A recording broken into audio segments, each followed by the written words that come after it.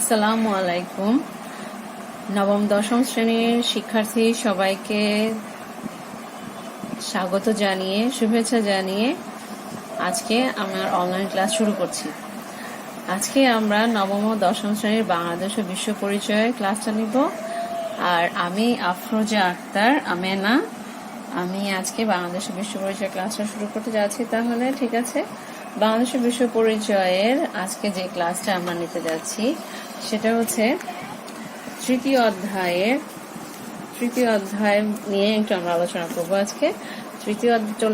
চলো আমরা তৃতীয় অধ্যায়টা নিয়ে আমরা আমাদের আলোচনা শুরু করতে যাচ্ছি পড়ে। হ্যাঁ, তো যেমন তৃতীয় অধ্যায়ে আমরা দেখতে পাচ্ছি এখানে আমরা দেখি যে যখন ঢাকায় একরকম সময়, তারপর ঢাকায় একরকম সময় দেখা যায়, তারপরে বিভিন্ন দেশে এক এক জায়গায় এক এক রকম সময় আমরা দেখি। ঠিক আছে, বাংলাদেশে এক এক রকম, তারপর বাংলাদেশের বিভিন্ন জায়গার মধ্যে এক এক রকম সময় দেখতে পাই। এরপরে দেখা যাচ্ছে যে বাংলাদেশের মানচিত্রে দেখা যায় বাংলাদেশের অবস্থান এক রকম এক জায়গায়, বা যুক্তরাজ্য বা ইউকে, তারপর ইউএসএ, ওদের অবস্থান আর অন্যান্য বিভিন্ন অবস্থানে দেখা যায়। ঠিক আছে, তো বাংলাদেশ এই যে অবস্থানগত পার্থক্য, তারপরে সময়গত পার্থক্য দেখতে পাই আমরা। এই বিষয়গুলো একটু আলোচনা করা দরকার। আর এই বিষয়গুলোর উপর বেস করে কিন্তু অ্যাকচুয়ালি আমাদের সময় নির্ভর করে। আমরা কিভাবে বিশ্বের বিভিন্ন স্থানে আমরা দেখা যাচ্ছে যে আমাদের বাংলাদেশে যখন 6টা বাজে, তখন দেখা যাচ্ছে যে ইউকেতে বা যুক্তরাজ্যের লন্ডনে তখন দেখা যাচ্ছে যে ওরা আমাদের থেকে 6 ঘন্টা পেছনে। তো তখন দেখা যাচ্ছে ওদের ওখানে দেখা যাচ্ছে যে 12টা, ওদের ওখানে যদি দুপুর 12টা হয় তখন আমাদের এখানে দেখা যাচ্ছে বিকাল 6টা। ঠিক আছে, এই যে সময়টার পার্থক্য আমরা দেখতে পাই, বিষয়টা তাহলে একটু আলোচনা যদি করি তাহলে কেন এই বিষয়ের মধ্যে পার্থক্য হয় সেটা সম্পর্কে আমরা জানতে পারবো। তো আজকে তাহলে আমরা একটু বই খুলি, তাহলে আমরা বুঝতে পারবো বিষয়টা সম্পর্কে।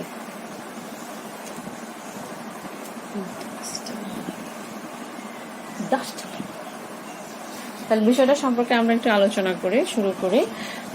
তো আমরা এখানে দেখতে পাচ্ছি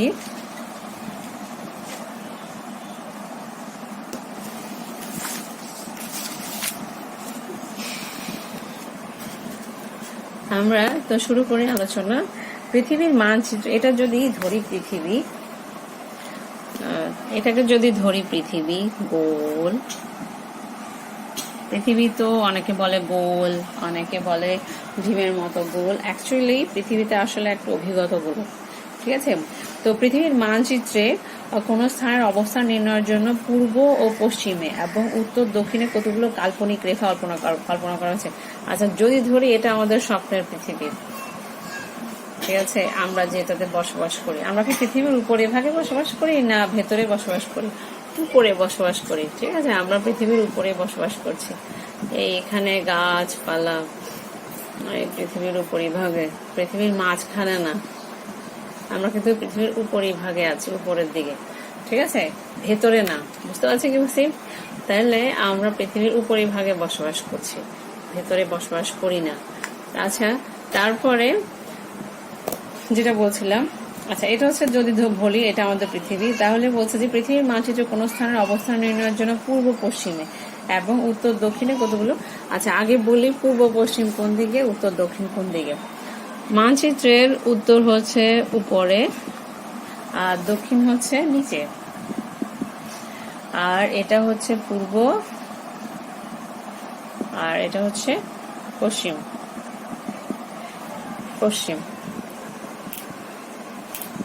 ঠিক আছে, তাহলে এটা হচ্ছে উপরের অংশ হচ্ছে উত্তর, নিচের অংশ দক্ষিণ, আর এই পাশে এদিকে হচ্ছে পূর্ব, এদিকে হচ্ছে পশ্চিম। ঠিক আছে, ডান পাশ পূর্ব, বাঁ দিকে পশ্চিম। আচ্ছা, তো তাহলে বলছে পৃথিবীর মানচিত্রে কোন স্থানের অবস্থান নির্ণয়ের জন্য পূর্ব পশ্চিম এবং উত্তর দক্ষিণে কতগুলো কাল্পনিক রেখা কল্পনা করা হয়েছে।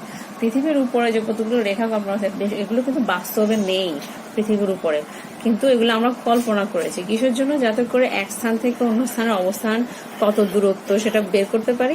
আর এখানে পৃথিবীর এই অবস্থানে এখন যতটা কয়টা বাজে, তাহলে এখানে কতটা বাজবে, সময় কতটা হবে, এই বিষয়গুলো, বা এক সময় এক জায়গার সাথে আরেক সময় আরেক জায়গার পার্থক্য কতটুকু, এটা নির্ণয় করার জন্য অ্যাকচুয়ালি রেখাগুলোকে কল্পনা করা হয়েছে।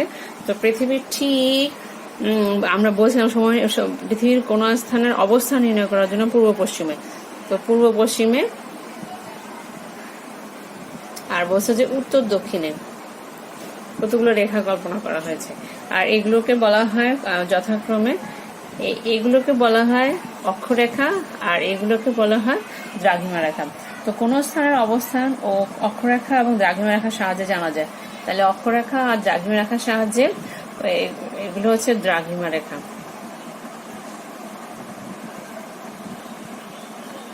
আর এগুলো হচ্ছে অক্ষরেখা। অক্ষরেখাকে আবার অন্য ভাষায় বলা হয় সমাক্ষরেখাও, ঠিক আছে। তারপর দেখো দ্রাঘিমার অবস্থানের সাহায্যে কি করা যায়, সময় নির্ণয় করা যায়।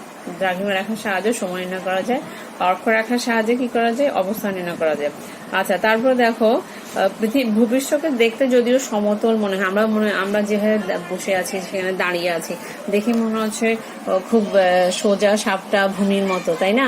কিন্তু অ্যাকচুয়ালি কিন্তু পৃথিবী গোল, আমরাও কিন্তু ওই গোলের মধ্যেই আছি, ঠিক আছে। পৃথিবীর প্রকৃতপক্ষে একটা অভিজ্ঞতা গোল, তাই পৃথিবী গোলাকার বলে মূল মধ্যরেখা থেকে কৌণিক দূরত্ব মাপ করা খুব সুবিধাজনক। মানে এই জায়গা থেকে পৃথিবীর অন্যান্য জায়গাগুলো কিভাবে কোণাকোণিক ভাবে দূরত্ব করা খুব সোজা, কৌণিক দূরত্বটা বের করা খুব সুবিধাজনক। আচ্ছা, এবার আসি পৃথিবীর কেন্দ্র দিয়ে। আচ্ছা, এখন আমরা এই গোলটা এঁকেছি কিভাবে, পৃথিবীর কেন্দ্র দিয়ে, তাই না? এই মাঝখানে এটা কেন্দ্র ধরলাম, ঠিক আছে। এই পৃথিবীর কেন্দ্র দিয়ে উত্তর দক্ষিণে কল্পিত রেখাকে বলে অক্ষ বা মেরু রেখা। এই দেখো পৃথিবীর কেন্দ্র দিয়ে এই যে রেখাটা কল্পনা করেছি একদম মাঝখান দিয়ে, এটাকে বলা হয় মেরু রেখা বা পৃথিবীর নিজস্ব অক্ষ। মেরু রেখা বা পৃথিবীর নিজস্ব অক্ষ বলে, ঠিক আছে, এই রেখাটাকে। ক্লিয়ার? তারপর বলছি, আমরা নিশ্চয়ই দেখতে পাচ্ছি, কথাটা বুঝতে পারছি। আচ্ছা, তারপর বলছি যে এটা হচ্ছে অক্ষ। তারপর এই অক্ষের উত্তর প্রান্ত বিন্দুকে, একদম এই উত্তর প্রান্ত বিন্দু, ঠিক আছে, এই যে উত্তর প্রান্ত বিন্দু, এটাকে বলা হয় কি, উত্তর মেরু। ক্লিয়ার? উত্তর মেরু। আবার এই যে দক্ষিণের প্রান্ত বিন্দু, এই যে দেখো দক্ষিণের এই যে প্রান্ত বিন্দু, এই বিন্দু, এটাকে বলা হয় দক্ষিণ মেরু।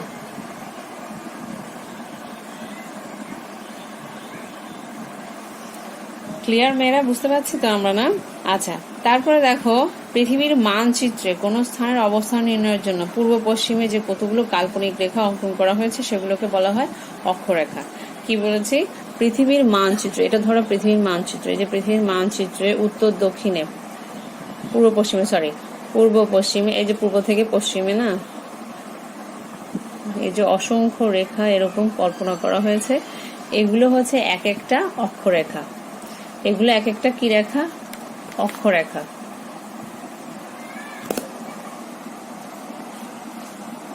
অক্ষরেখা, ঠিক আছে, ঠিক আছে। এই যে পৃথিবীর কেন্দ্র থেকে পূর্ব দিকে পশ্চিম দিকে, পূর্ব থেকে পশ্চিম দিকে যে অসংখ্য রেখা কল্পনা করা হয়েছে সেগুলোকে বলা হয় কি? অক্ষরেখা, ঠিক আছে মেয়েরা। তারপরে বলছে যে তারপর এগুলো, এই অক্ষরেখাগুলোর কাজ কি? অক্ষরেখাগুলোর মাধ্যমে আমরা কি করতে পারি?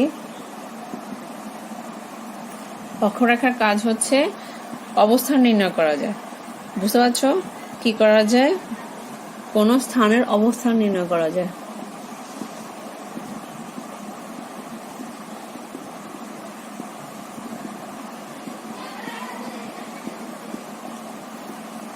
কোন স্থানের অবস্থান নির্ণয় করা যায় অক্ষরেখার সাহায্যে, ঠিক আছে। তারপরে দেখি, এরপরে আসি, তারপর আরেকটা রেখা নিয়ে আসি। দুই মেরু থেকে সমান দূরত্বে, এই যে উত্তর মেরু, এই হচ্ছে দক্ষিণ মেরু, ঠিক আছে। সুমেরুও বলে, কুমেরুও বলে এটাকে। উত্তর মেরুকে আবার অনেকে সুমেরুও বলে, সুমেরু, আবার এটাকে কুমেরুও বলে থাকে। ঠিক আছে।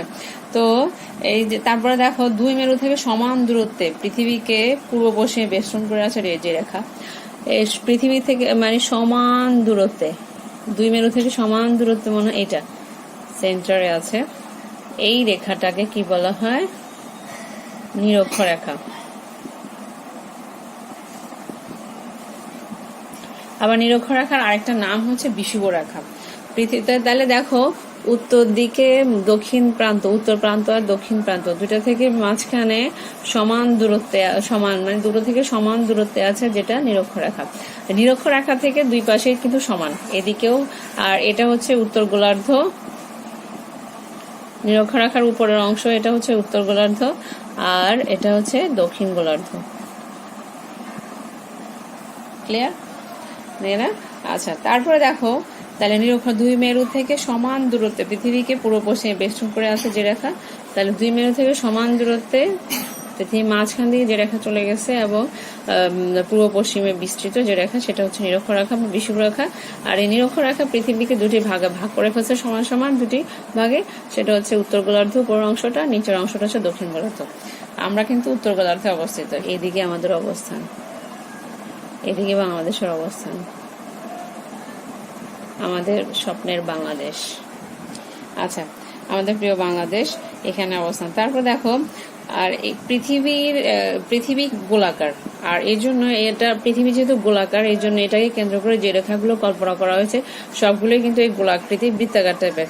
আর এই বৃত্তগুলোর মধ্যে সবচেয়ে বড় বৃত্ত হচ্ছে নিরক্ষরেখার বৃত্তটা, আর এই জন্য এটাকে অনেকে নিরক্ষ বৃত্তও বলে। ক্লিয়ার? নিরক্ষবৃত্ত বলে থাকে। তারপরে দেখো নিরক্ষরেখা পৃথিবীকে উত্তর দক্ষিণ দুটো সমান ভাগে ভাগ করেছে। নিরক্ষরেখার উত্তর দিকের অর্ধেক অংশ আমরা উত্তর গোলার্ধ বলেছি, দক্ষিণ দিকের অর্ধেককে বলছি দক্ষিণ গোলার্ধ, এটাও বলা হয়েছে। ঠিক আছে। আর নিরক্ষরেখার সাহায্যে পৃথিবীর অন্যান্য স্থানের কৌণিক দূরত্ব নির্ণয় করা যায়। এখান থেকে অন্যান্য স্থানের কৌণিক দূরত্ব নির্ণয় করা যায় এই যে এইভাবে করে, ঠিক আছে, বের করা যায়। আর এটাকে সেজন্য সুবিধাজনক মধ্য অবস্থান থেকে। আচ্ছা, পৃথিবীর বৃত্তের এই যে বৃত্তাকার এই যে পরিধি, পৃথিবীর বৃত্তের মোট পরিধি কত মাপ? 360 ডিগ্রি। ঠিক আছে, 360 ডিগ্রি। ক্লিয়ার? 360 ডিগ্রি। তারপরে দেখো এরপরে আমরা আসছি 360 ডিগ্রি। তারপরে দেখো আর এর পরিধির কোণকে আমরা কিভাবে ভাগ করতে পারি, কিভাবে ডিগ্রি কিভাবে বের করে, ডিগ্রি, তারপরে মিনিট 1 প্রাইম দিয়ে, তারপর সেকেন্ড ডাবল প্রাইম দিয়ে নির্ণয় করে থাকি। ঠিক আছে, বিভক্ত করা হয়। তারপর নিরক্ষরেখা থেকে প্রত্যেক মেরুর কৌণিক দূরত্ব কত? 90 ডিগ্রি। এই যে নিরক্ষরেখা এইখান থেকে এই যে প্রত্যেক মেরুর কৌণিক দূরত্ব কত? 90 ডিগ্রি। ঠিক আছে। তারপর বলছে অক্ষরেখাগুলো পুরো। আচ্ছা, এরপরে দেখো প্রত্যেকটি অক্ষরেখাকে সমাক্ষরেখাও বলা হয়। এই যে নিরক্ষরেখার উপরে কতগুলো যে রেখা এভাবে গোলাকৃতির দেখতে পাচ্ছি আমরা, এগুলোকে প্রত্যেকটার নাম কি? অক্ষরেখা। আবার অক্ষরেখাগুলোকে আবার সমাক্ষরেখাও বলে, কারণ এগুলো এক একটাই মানে এগুলো সমান্তরাল পরস্পর, এভাবে আসছে। ঠিক আছে। আচ্ছা, তারপরে দেখো এই জন্য সমাক্ষরেখাও বলে। তারপরে বলছে প্রত্যেকটি অক্ষরেখা একটি পূর্ণবৃত্ত গোলাকার বৃত্ত। তারপর আর এই অক্ষরগুলোর মধ্যে বিখ্যাত অক্ষরেখা হচ্ছে কয়েকটি। আচ্ছা, আমি কিছু মুছে দেই এখানে, তাহলে লিখতে সুবিধা হবে। এই অক্ষরেখাগুলোর মধ্যে বিখ্যাত অক্ষরেখা কয়েকটি আছে। যেমন এটা হচ্ছে যে এটা তো 0 ডিগ্রি, নিরক্ষরেখার মান কত? 0 ডিগ্রি। ঠিক আছে, নিরক্ষরেখার মান কত? 0 ডিগ্রি। দেখা যাচ্ছে তো, এই যে 0 ডিগ্রি। তো এখানে 1 ডিগ্রি, 2 ডিগ্রি, 3 ডিগ্রি করে করে এখানে 90 ডিগ্রি। আবার এখানেও নিচেও দক্ষিণ দিকেও দেখা যাচ্ছে যে 1 ডিগ্রি, 2 ডিগ্রি এভাবে করতে করতে এখানে 90 ডিগ্রি। ঠিক আছে, এখানে 90 ডিগ্রি। ক্লিয়ার? তো তাহলে দেখা যাচ্ছে যে এই জায়গাটাতে 23.5 দেখা যাচ্ছে, 23.5 ডিগ্রি উত্তর অক্ষরেখা। আর এখানে হচ্ছে 66.6 ডিগ্রি উত্তর অক্ষরেখা। এগুলো হচ্ছে গুরুত্বপূর্ণ রেখা। তারপর এখানে আছে 23.5 ডিগ্রি দক্ষিণ অক্ষরেখা, আর এদিকে আছে 66.5 ডিগ্রি দক্ষিণ অক্ষরেখা। ঠিক আছে, আচ্ছা এইখানে এই জায়গাটা হবে 23.5 ডিগ্রি রেখাটা, এটা হবে। ঠিক আছে, আচ্ছা তারপরে মানে 1 ডিগ্রি 2 ডিগ্রি করে করে নামতে নামতে এখানে আবার এখানে 1 ডিগ্রি 2 ডিগ্রি করে উত্তরে এখানে 23.5 ডিগ্রি উত্তর অক্ষরেখাটা, আর এখানে এভাবে করে উত্তর, তো এটা 66.5 ডিগ্রি উত্তর অক্ষরেখা। আচ্ছা তারপরে দেখো এইখানে আমরা দেখতে পাচ্ছি তাহলে এই যে 23.5 ডিগ্রি উত্তর অক্ষাংশ, এটার নাম কি? এটাকে আরেক নামে বলা হয়, আরেক নামে ডাকা হয় 23.5 ডিগ্রি। 23.5 ডিগ্রি উত্তর অক্ষাংশকে আরেকটা নামে ডাকা হয়, উত্তর অক্ষরেখার আরেকটা নাম হচ্ছে কর্কট ক্রান্তি রেখা।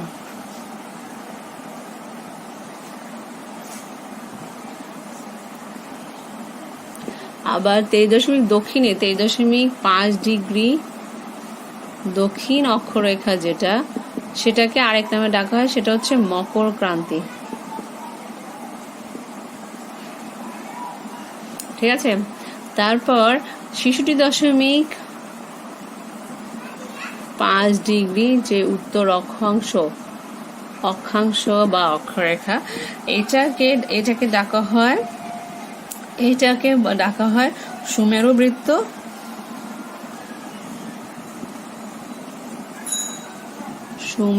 বৃত্ত। আর 66.5 ডিগ্রি দক্ষিণ অক্ষাংশ যেটা আছে তাকে আবার আরেক নামে ডাকা হয়, সেটা হচ্ছে কুমেরু বৃত্ত। ঠিক আছে মেয়েরা, আমরা তাহলে জেনেছি তাহলে এই অক্ষরেখাগুলোর মধ্যে ইম্পর্টেন্ট নাম কি কি।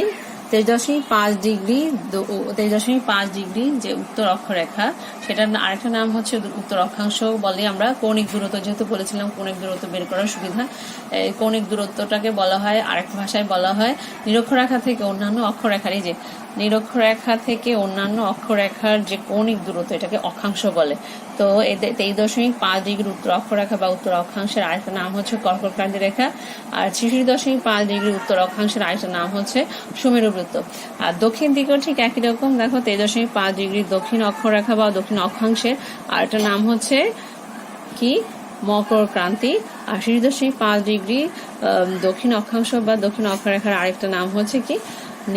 আরেকটা নাম হচ্ছে কুমেরু বৃত্ত। ঠিক আছে, কারণ আমরা প্রথমে বলেছি আমি ওটা এই যে প্রান্ত বিন্দু, এটাকে উত্তর মেরু বলি, আমরা সুমেরুও বলি।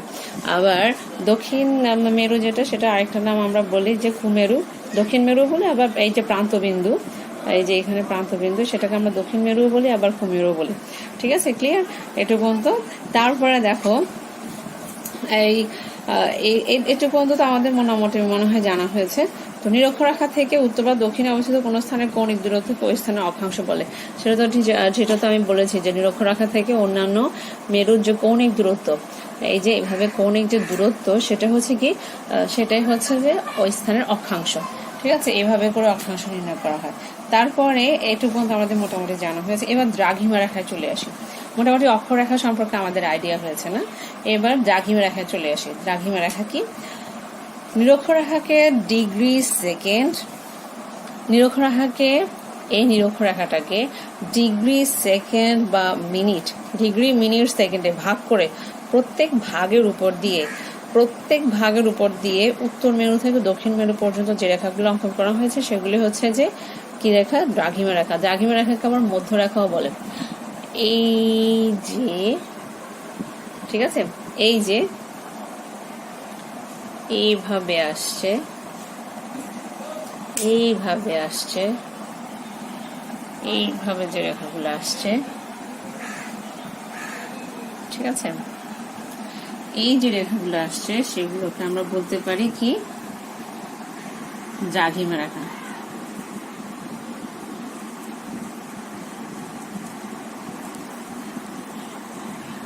ঠিক আছে, কি বলেছি? নিরক্ষরেখাকে, এই যে নিরক্ষরেখাকে ডিগ্রি, মিনিট, সেকেন্ডে ভাগ করে প্রত্যেক ভাগের উপর দিয়ে উত্তর মেরু থেকে দক্ষিণ মেরু পর্যন্ত এই যে দেখেছি যে রেখাগুলো কল্পনা করা হয়েছে সেগুলোর এক একটা প্রত্যেকটারই নাম হচ্ছে কি, এগুলো প্রত্যেকটারই নাম হচ্ছে নিরক্ষরেখা, এগুলোর প্রত্যেকটারই নাম হচ্ছে দ্রাঘিমা রেখা। এগুলো উত্তর থেকে দক্ষিণ পর্যন্ত বিস্তৃত, এগুলোর প্রত্যেকটারই নাম হচ্ছে কি দ্রাঘিমা রেখা। এগুলো কি কাজ করে, এগুলো দ্রাঘিমা রেখা দিয়ে কি করা যায়, দ্রাঘিমা রেখাকে আরেকটা নামে ডাকা হয়, সেটা হচ্ছে মধ্যরেখা। ঠিক আছে, আবার দ্রাঘিমা রেখাগুলো প্রত্যেকটা দ্রাঘিমা রেখার দৈর্ঘ্য কিন্তু সমান, আর সর্বোচ্চ যে দ্রাঘিমা রেখা সেটা হচ্ছে 180 ডিগ্রি। ঠিক আছে, মধ্যরেখাগুলোর মধ্যে যে কোনো একটিকে নির্দিষ্ট মধ্যরেখা হিসেবে ধরে অন্যান্য রেখার কৌণিক দূরত্ব মাপা যায়, বের করা যায়। আর দ্রাঘিমার সাহায্যে কি করা হয়, অক্ষরেখার সাহায্যে কি করা হয়, কোন স্থানের অবস্থান নির্ণয় করা যায়। ঠিক আছে, আর দ্রাঘিমা রেখার সাহায্যে কি করা হয়, দ্রাঘিমা রেখা কেন দরকার হয়েছে পৃথিবীর উপর দিয়ে এই ধরনের দ্রাঘিমা রেখা চিহ্নিত করার কি দরকার ছিল, দ্রাঘিমা রেখার সাহায্যে কি করা যায়, স্থানীয় সময় নির্ণয় করা যায়। কোন স্থানের স্থানীয় সময়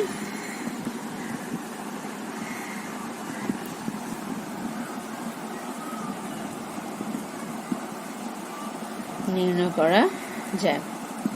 ঠিক আছে, তাই দ্রাঘিমা রেখা কি প্রয়োজন আছে, দ্রাঘিমা রেখা কেন কল্পনা করা হয়েছে, দ্রাঘিমা রেখার সাহায্যে কোন স্থানে স্থানীয় সময় নির্ণয় করা যায়। ঠিক আছে, আর অক্ষরেখার সাহায্যে কি করা হয়, কোন স্থানের অবস্থান নির্ণয় করা যায়, মানে একটা জায়গা থেকে আরেকটা জায়গার কতটা দূরত্ব সেটা নির্ণয় করা যায়। তারপরে এই দ্রাঘিমা রেখাগুলোর মধ্যে একটাকে মূল মধ্যরেখা হিসেবে ধরা হয়। এখন সেটা কোনটা মূল মধ্যরেখা, যুক্তরাজ্য বা ইউকে এর উপর দিয়ে, যে ইউকে লন্ডন শহরের গ্রিনিসের উপর দিয়ে, গ্রিনিস মানমন্দিরের উপর দিয়ে, লন্ডনের গ্রিনিস মানমন্দিরের উপর দিয়ে যে রেখাটা চলে গেছে সেটাকে আমরা কি ধরতে পারি, মূল মধ্যরেখা ধরতে পারি। সেটা এটাকেও ধরতে পারি, এইটাকেও ধরতে পারি। ঠিক আছে, এটাকে ধরতে পারি। এগুলো কেটে মুছে দিতে হবে, নালে লিখতে পারছি না। তাহলে এটাকে আমি যদি মূল মধ্যরেখা ধরি,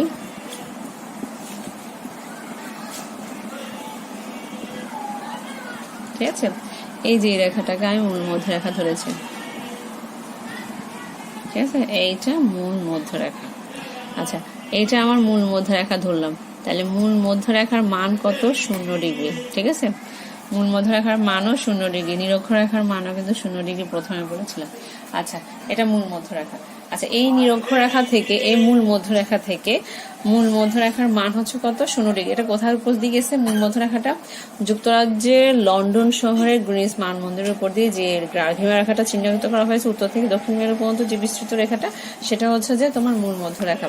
আর রেখার মাঝা, তারপরে দেখা যাচ্ছে পৃথিবীর কেন্দ্রে উৎপন্ন কোণের সাহায্যে অপরাপর দ্রাঘিমা রেখাগুলো অঙ্কন করা যায়। এই যে পৃথিবীর কেন্দ্র দেখা যাচ্ছে, আমরা এটা ধরেছি, এটা থেকে দেখা যাচ্ছে যে পৃথিবীর অন্যান্য দ্রাঘিমা রেখাগুলো অঙ্কন করা যায়। তারপর গ্রিনিসের মূল মধ্যরেখা থেকে পূর্ব পশ্চিমে যে কোনো স্থানের কৌণিক দূরত্বকে সেই স্থানের দ্রাঘিমা বলা হয়। গ্রিনিসের মূল মধ্যরেখা হচ্ছে এটা। তারপর ঠিক আছে, পূর্ব বা পশ্চিমে যে কোনো স্থানের কৌণিক দূরত্বকে, পূর্ব পশ্চিম কোন দিকে, এই যে পূর্ব পশ্চিমে, এখান থেকে পূর্ব দিকে পশ্চিম দিকে, ঠিক আছে, যে কৌণিক দূরত্ব, এগুলোকে বলা হয় ওই স্থানের দ্রাঘিমা। ঠিক আছে, ওই স্থানের দ্রাঘিমা। তারপর দেখো গ্রিনিসের দ্রাঘিমা রেখা তো আমরা বলছি 0 ডিগ্রি, 0।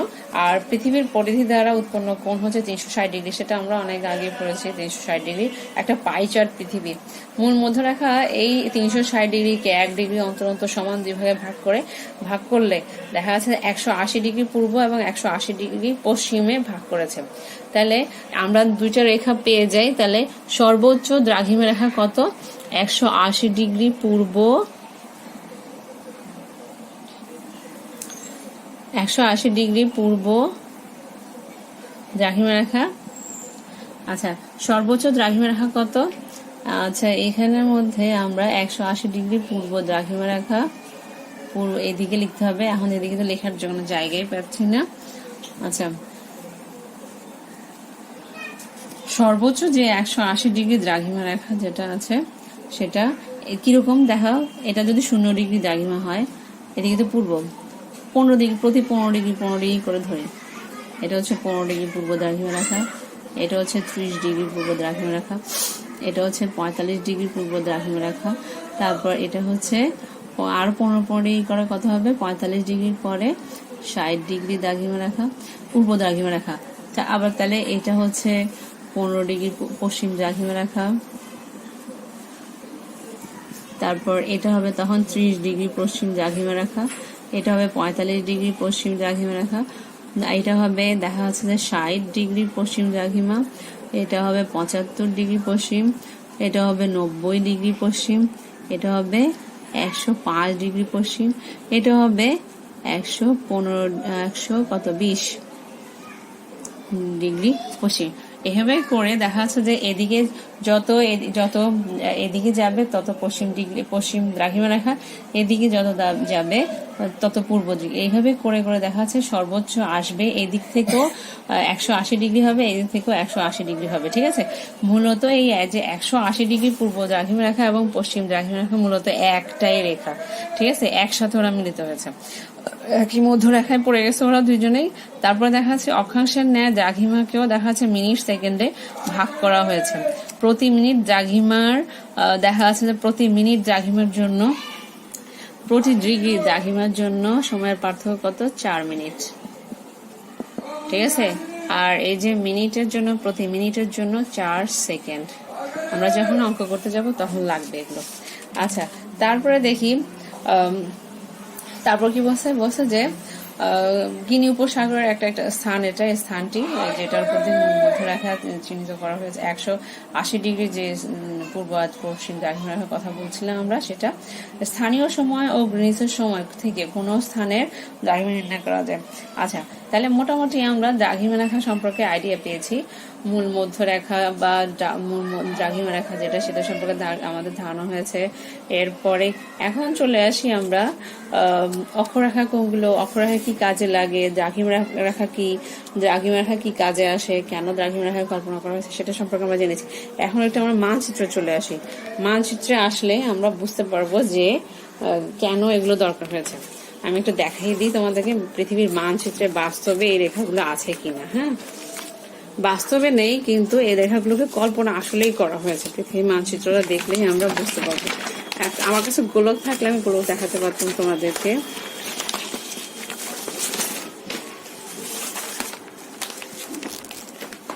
এই যে দেখো, এটা হচ্ছে পৃথিবীর মানচিত্র। ঠিক আছে, এখানে দেখো, এটা পৃথিবীর মানচিত্র।